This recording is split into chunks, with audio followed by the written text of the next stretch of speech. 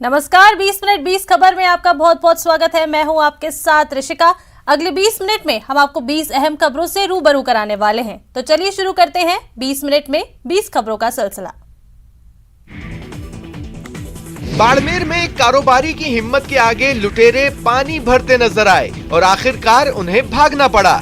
घटना कृषि मंडी की है, जब बाइक पर सवार होकर आए दो लुटेरे एक मकान में घुस गए और पिस्तौल के दम पर कारोबारी से लूट की कोशिश की।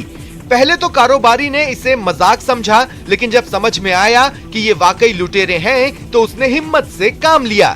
कारोबारी पवन जैन ने रुपयों से भरा बैग देने से साफ मना कर दिया और शोर मचाना शुरू कर दिया, जिसके बाद दुकान में बैठे उनके भाई और आसपास के लोग जमा हो गए। ऐसे में लुटेरों को लगा कि वे अपने नापाक इरादों में कामयाब नहीं होंगे, जिसके बाद उन्होंने भागने में ही अपनी भलाई समझी और बाइक पर बैठकर फरार हो गए। कारोबारी ने कुछ लोगों के साथ लुटेरों का पीछा भी किया, लेकिन वो फरार होने में सफल रहे। नाकाम लूट की सारी कोशिश सीसीटीवी में कैद हो गई। बहरहाल व्यापारी की हिम्मत और उसका विपरीत हालात में निडर रहना एक बड़ी लूट की वारदात को नाकाम कर गया। व्यापारी की हिम्मत की चर्चे पूरे शहर में है। कहते हैं ना कि लालच आदमी को अंधा बना देता है। ऐसा ही देखने को मिला राजधानी जयपुर में, जहां 25,000 रुपयों के लालच में एक युवक ने अपने साथी की पत्थर से सिर कुचलकर हत्या कर दी। इसके बाद शव को नाले में फेंककर फरार हो गया। 19 जुलाई को हुए इस ब्लाइंड मर्डर का शुक्रवार को खुलासा करते हुए विश्वकर्मा थाना पुलिस ने आरोपी को गिरफ्तार कर लिया और शव को भी नाले से बरामद कर लिया। पुलिस के मुताबिक मृतक सुभाष यादव यूपी का रहने वाला था। वह जयपुर के विश्वकर्मा इंडस्ट्रियल एरिया में फैक्ट्री में काम करता था। वहीं हत्या का आरोपी विक्रांत भी सुभाष के साथ काम करता था। पड़ताल में सामने आया कि 19 जुलाई को सुभाष ने बैंक से 25,000 रुपए निकाले थे, तब विक्रांत भी सुभाष यादव के साथ मौजूद था। पुलिस पूछताछ में विक्रांत ने खुलासा किया कि रुपए देखकर उसके मन में लालच आ गया। वह सुभाष यादव को बहाना बनाकर वीकेआई में सुनसान जगह ले गया। वहां मौका पाकर सुभाष के सिर में करीब 10 किलो वजन का पत्थर उठाकर ताबड़तोड़ वार करना शुरू कर दिया। जब सुभाष ने दम तोड़ दिया, तब उसकी लाश को नाले में फेंककर विक्रांत फरार हो गया। धौलपुर के सैपऊ उपखंड के गांव दुबेपुरा के लोग इन दिनों दहशत में हैं। 1200 आबादी वाले इस गांव में बंदरों के आतंक से परेशान ग्रामीणों की मदद के लिए न तो प्रशासन आगे आ रहा है, न ही ग्राम पंचायत स्तर पर कोई सुनवाई हो रही है। दुबेपुरा गांव में करीब 200 घर हैं। जिधर भी नजर जाएगी उधर सिर्फ बंदर ही बंदर नजर आते हैं। बंदरों के डर से लोग हर वक्त घरों में दुबके रहते हैं। स्कूल के समय अभिभावक डंडों के साथ अपने बच्चों को स्कूल छोड़ने जाते हैं। आए दिन बंदरों के हमला करने के बावजूद ग्रामीणों की कोई सुनवाई नहीं हो रही। गांव के एकमात्र राजकीय उच्च प्राथमिक विद्यालय में पिछले 3 महीनों में 3 बच्चों को बंदरों ने काट लिया, जिससे नाराज ग्रामीणों ने शुक्रवार सुबह स्कूल खुलने से पहले ही स्कूल पर ताला जड़ दिया। हालांकि शिक्षकों की समझाइश के बाद ग्रामीणों ने स्कूल का ताला खोला। लोगों का कहना है कि बंदरों ने 1 साल में गांव के करीब 12 लोगों को अपना शिकार बनाया है। बंदरों का आतंक इस कदर हावी है कि स्कूल में घुस जाने के बाद बच्चे बाहर निकलने की हिम्मत नहीं कर पाते।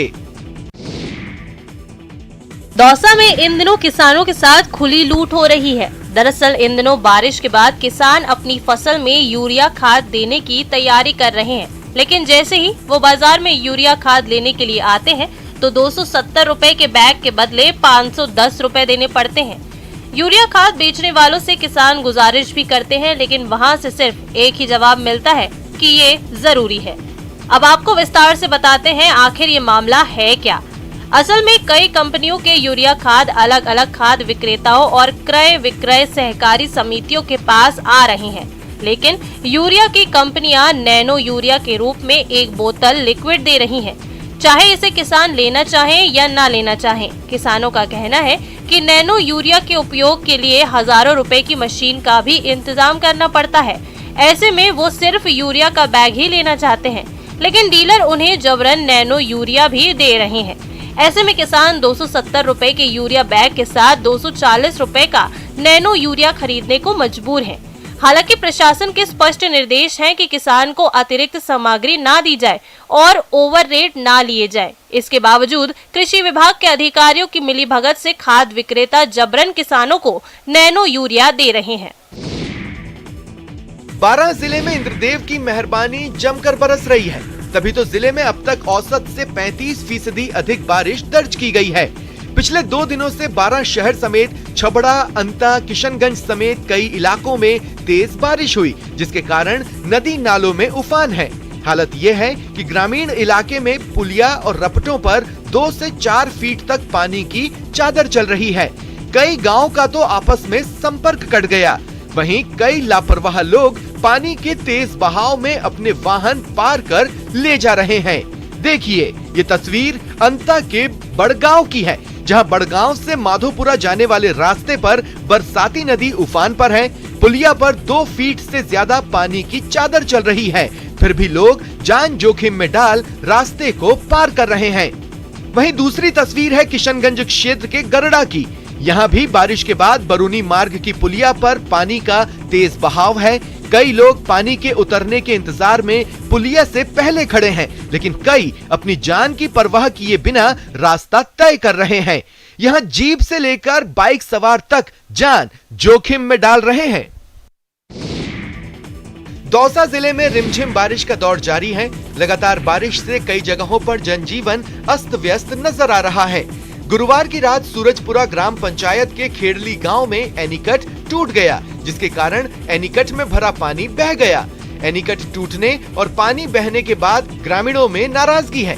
ग्रामीणों का कहना है कि मॉनसून से पहले इस एनीकट की मरम्मत नहीं कराई गई और न ही यहां पर मनरेगा कार्य चलाकर एनीकट की पाल को सही कराया गया, जिसके कारण 2015 में बना एनीकट मरम्मत के अभाव में जगह जगह से टूट गया। आखिरकार गुरुवार की रात एनीकट टूटा और सारा पानी बह गया। ग्रामीणों की मांग है कि प्रशासन एनीकट की मरम्मत कराए, ताकि यहां पर बारिश का पानी संग्रहित हो सके और आसपास के क्षेत्र का भूजल स्तर भी बढ़ सके। ग्रामीणों का कहना है कि एनीकट की मरम्मत के लिए कई बार अधिकारियों और जनप्रतिनिधियों से मांग की गई, लेकिन कहीं कोई सुनवाई नहीं हुई।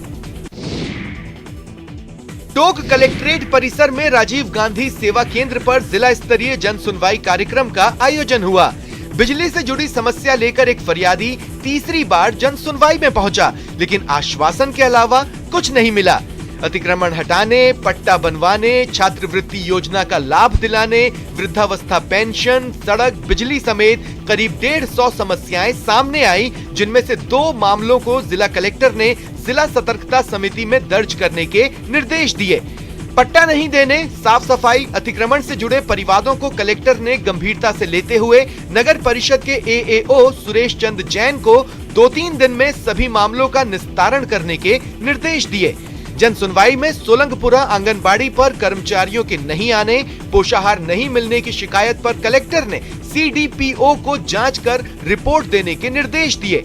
कलेक्टर चिन्मयी गोपाल सरकार के निर्देश पर जन सुनवाई में आने वाले हर परिवादी की समस्या को धैर्य पूर्वक सुनकर उसका समय पर निस्तारण करने का अधिकारियों को निर्देश दिए। टोंक के पीपलू में पुलिस की कम्युनिटी पुलिसिंग यूनिट ने स्कूल में महिला आत्मरक्षा प्रशिक्षण शिविर का आयोजन किया। इन शिविरों में करीब 1000 छात्राओं सहित स्कूल के महिला स्टाफ ने प्रशिक्षण लिया। टीम प्रभारी हेड कांस्टेबल अंजना चौधरी ने बताया कि पुलिस अधीक्षक मनीष त्रिपाठी के निर्देश पर पीपलू के उच्च माध्यमिक स्कूल में शिविर लगाया और लड़कियों के साथ स्टाफ सहित कस्तूरबा गांधी बालिका आवासीय विद्यालय की छात्राओं को प्रशिक्षण दिया गया। वहीं बनवाड़ा उच्च माध्यमिक स्कूल, संस्कार पब्लिक स्कूल में भी प्रशिक्षण दिया गया। इस दौरान स्पीक अप मोबाइल ऐप से मुश्किल में फंस जाने पर पुलिस को सूचना देने का तरीका सिखाया और स्कूल जाते समय रास्ते में छेड़छाड़ या फप्तियां कसने वालों से बिना डरे स्कूल प्रिंसिपल को जानकारी देने की सलाह दी। इस दौरान लड़कियों को जागरूक रहने और पर्यावरण संरक्षण के लिए पौधे लगाने का भी संदेश दिया गया। सालों के इंतजार के बाद अगले महीने से प्रदेश में 3 नई ड्रग टेस्टिंग लैब शुरू होने जा रही है। आम लोगों को बेस्ट क्वालिटी की दवाएं उपलब्ध कराने के लिए राज्य सरकार ने नई ड्रग टेस्टिंग लैब में एनालिस्ट की नियुक्तियां भी कर दी हैं। नकली दवाओं की जांच के लिए प्रदेश में अब तक जयपुर में एकमात्र ड्रग टेस्टिंग लैब थी। जिसका सीधा असर सैंपल जांच की स्पीड पर पड़ रहा था। एकमात्र लैब होने के कारण सैंपल जांच की पेंडेंसी हजारों में पहुंच गई थी, जिसका सबसे बड़ा खामियाजा ये था कि जब तक नकली दवाओं की जांच रिपोर्ट सामने आती थी, तब तक दवाएं मरीजों को सप्लाई हो जाती थी। लेकिन सालों से किए जा रही कोशिशों का नतीजा अब सामने आया है और अब प्रदेश में 3 नई ड्रग टेस्टिंग लैब का काम पूरा हो गया है। अब जोधपुर, बीकानेर और उदयपुर में 3 नई ड्रग टेस्टिंग लैब अगले महीने यानी अगस्त में शुरू होने जा रही है। Drug and food commissioner Sunil Sharma ने बताया कि तीनों लैब के भवन और मशीनें पहले से उपलब्ध हैं, इसलिए अगस्त के पहले सप्ताह तक दवाओं के सैंपल्स की जांच का काम शुरू हो जाएगा। जोधपुर, बीकानेर और उदयपुर इन 3 जगह नई लैब का निर्माण हो चुका है। अब राज्य सरकार ने यहाँ पे एनालिस्ट को डेप्यूट कर दिया है। तीनों जगह ही एनालिस्ट जाके ज्वाइन कर चुके हैं। माउंट आबू में प्रशासन शहरों के संग अभियान के दूसरा चरण की शुरुआत हुई। इस अभियान में माउंट आबू के कई लोगों को फिर पट्टे बांटे गए, जिससे लोगों में खुशी देखी जा रही है। शिविर में पिंडवाड़ा आबू के विधायक समाराम गरासिया भी मौजूद रहे। उन्होंने इस शिविर में पट्टे देने की जो प्रक्रिया चल रही है, उस प्रक्रिया में कोई पक्षपात न हो, इन सब चीजों का जायजा लिया और अधिकारियों को कई जरूरी निर्देश दिए। इस मौके पर विधायक ने अपने हाथों से कई लाभार्थियों को पट्टे बांटे और पट्टे वितरण के काम पर संतोष जाहिर किया। माउंट आबू उपखंड अधिकारी कनिष्क कटारिया ने कहा कि यहाँ घर घर सर्वे होना चाहिए और इस सर्वे के जरिए आवेदन इस कैंप में किए जाने चाहिए, ताकि उचित लोगों को सरकार की इस योजना का लाभ मिले। वहीं नगरपालिका आयुक्त शिवपाल सिंह ने बताया कि इस शिविर में 26 पट्टे वितरण किए गए हैं। सिरोही में रीट भर्ती परीक्षा को लेकर जिला प्रशासन अलर्ट मोड पर है। केंद्रों पर तीसरी आंख यानी सीसीटीवी से पैनी नजर रखी जा रही है। शहर में रीट भर्ती परीक्षा को लेकर 13 परीक्षा केंद्र बनाए गए हैं। 2 दिवसीय रीट परीक्षा महोत्सव में 4 पारियों में परीक्षा का आयोजन किया गया है। इन परीक्षा केंद्रों पर अतिरिक्त पुलिस जाब्ता लगाकर संदिग्ध गतिविधियों पर नजर रखी जा रही है। नकल पर नकेल कसने के लिए शहर में विशेष उड़न दस्तों की टीम बनाई गई है। पुलिस का गश्ती दल लगातार शहर के मुख्य चौराहों पर नजर बनाए हुए हैं। सिरोही में 13 परीक्षा केंद्रों में 13,077 परीक्षार्थी अपना भाग्य आजमा रहे हैं। पहली पारी में 2,587, दूसरी पारी में 3,625 परीक्षार्थी परीक्षा देंगे, तो वहीं 23 जुलाई को 1,670 अभ्यर्थी परीक्षा देने के लिए सिरोही आएंगे। अभ्यर्थियों को समस्या न हो, इसके लिए बस स्टैंड पर कंट्रोल रूम स्थापित किया गया है। 25 जुलाई को द्रौपदी मुर्मू देश की अगली राष्ट्रपति पद की शपथ लेने जा रही हैं। बीजेपी इस बेहद खास मौके पर आदिवासियों के बीच उत्सव मनाएगी। प्रदेश अध्यक्ष सतीश पुनिया आदिवासी समुदाय के साथ गौरव यात्रा निकालकर दक्षिणी राजस्थान में पार्टी की जीत को और पुख्ता बनाने की तैयारियों में जुट गए हैं। यात्रा पूरी तरह आदिवासियों के रंग में रंगी नजर आएगी, जिसमें बीजेपी के तमाम आदिवासी नेता शामिल होंगे, जिनमें जिला प्रमुख से लेकर स्थानीय विधायक, पार्षद, पंच प्रधान भी शामिल होंगे। साथ में आदिवासी जनता होगी। मुर्मू के राष्ट्रपति निर्वाचित होने के बाद पार्टी की उदयपुर संभाग पर निगाहें ज्यादा ही टिक गई हैं, जहां की अधिकांश सीटों पर आदिवासी ही जीत हार तय करते हैं। बीजेपी यहां पहले भी मजबूत रही है, लेकिन अब स्थायी तौर पर मजबूती के लिए पुनिया पद यात्रा निकालेंगे। आदिवासी वेशभूषा धारण करेंगे और आदिवासियों की संस्कृति में रचे बसे नजर आएंगे। द्रौपदी मुर्मू के देश के अगले राष्ट्रपति चुने जाने के बाद देश के आदिवासी समुदाय में गजब की खुशी देखी जा रही है। देश का आदिवासी समुदाय जश्न में डूबा हुआ है। हर जगह पटाखे छोड़े जा रहे हैं, तो वहीं लोग एक दूसरे को इस खास जीत की बधाई भी दे रहे हैं। मुर्मू की जीत का जश्न पूरे देश में मनाया जा रहा है, लेकिन हम जो तस्वीरें आपको दिखा रहे हैं वो कुछ खास हैं। खास इसलिए क्योंकि ये तस्वीरें देश की नई राष्ट्रपति द्रौपदी मुर्मू के गाँव की है। द्रौपदी मुर्मू की गृह नगर ओडिशा के मयूरभंज जिले के रायरंगपुर में तो उत्सव का माहौल है। द्रौपदी मुर्मू के देश के सर्वोच्च पद पर पहुंचने की खुशी में लोग सड़कों पर निकल आए और जमकर खुशियां मनाई।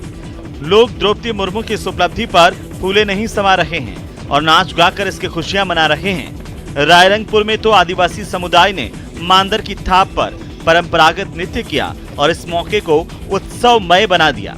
यहाँ पर बड़ी संख्या में जमा हुए स्थानीय लोक कलाकारों ने आदिवासी वेशभूषा के साथ एक से एक बढ़कर नृत्य पेश किए। मुर्मू के घर को फूलों और लाइटों से सजाया गया है। शादी के बाद बेटी की डोली उठती तो आपने हजारों बार देखी होगी, लेकिन बेटी के पैदा होने के बाद अस्पताल से बेटी अपने घर डोली से जाए तो फिर ये खबर तो खास है ही।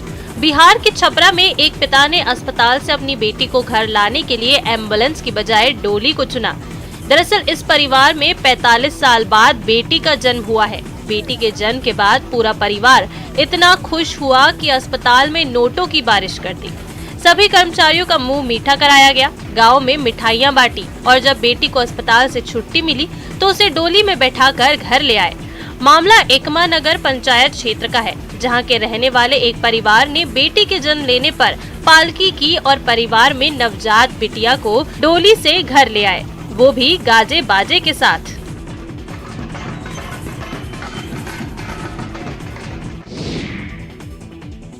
1, 2, 3 अद्भुत नजारा, लेकिन बेहद ही रोमांचकारी। सतपुड़ा के घने जंगलों के बीच से जब एक के बाद एक 3 बाघ शावक निकले तो यहाँ से गुजरने वाले राहगीरों की सांसें थम गईं।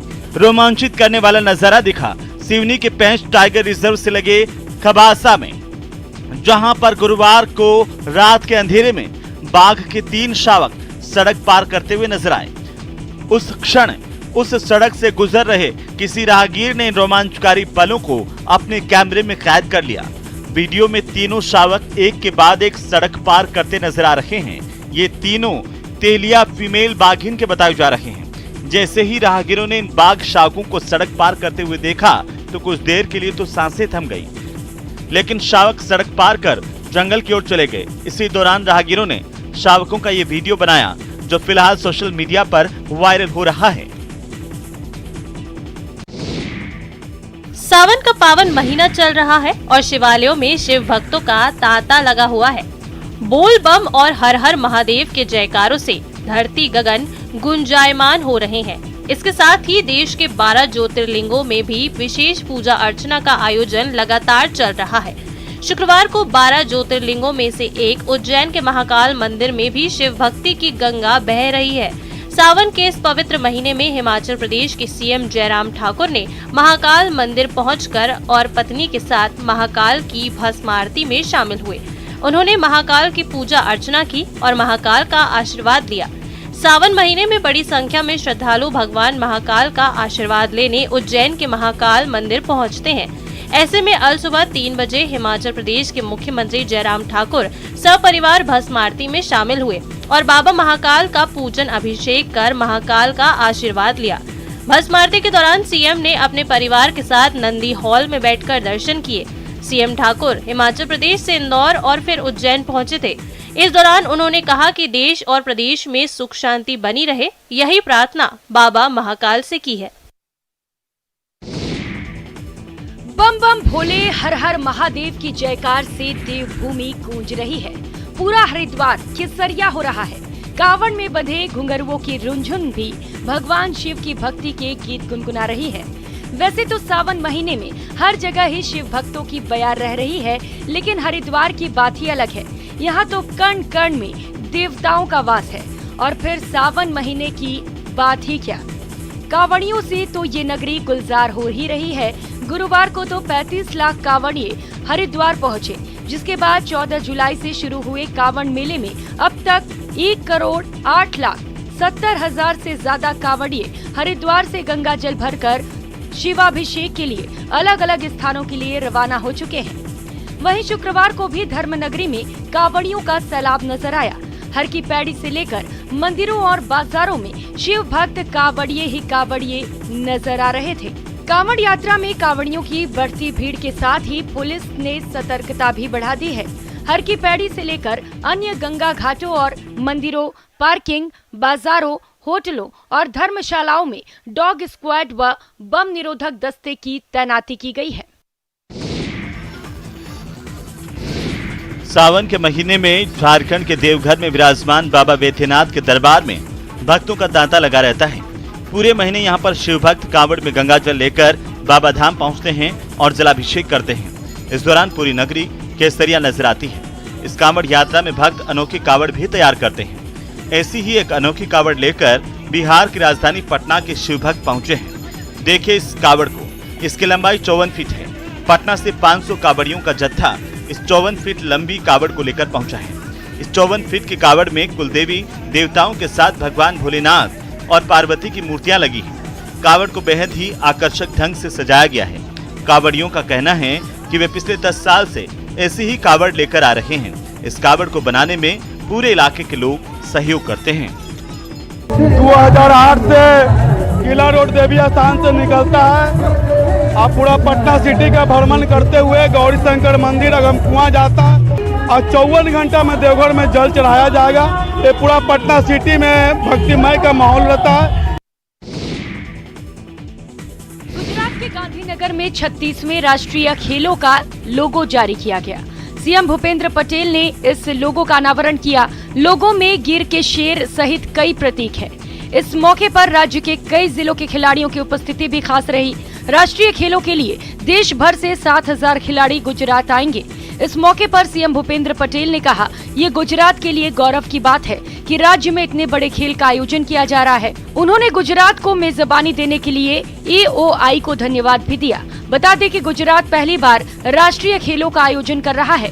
7 साल बाद होने वाले राष्ट्रीय खेलों को लेकर खेल प्रेमियों में खासा उत्साह है। 27 सितंबर से 10 अक्टूबर तक राष्ट्रीय खेलों के दौरान कई तरह की प्रतियोगिताओं का आयोजन होगा। इससे पहले 2015 में केरल में राष्ट्रीय खेलों का आयोजन किया गया था। चेन्नई के मामलापुरम में 28 जुलाई से 44वें शतरंज ओलंपियाड शुरू हो रहा है।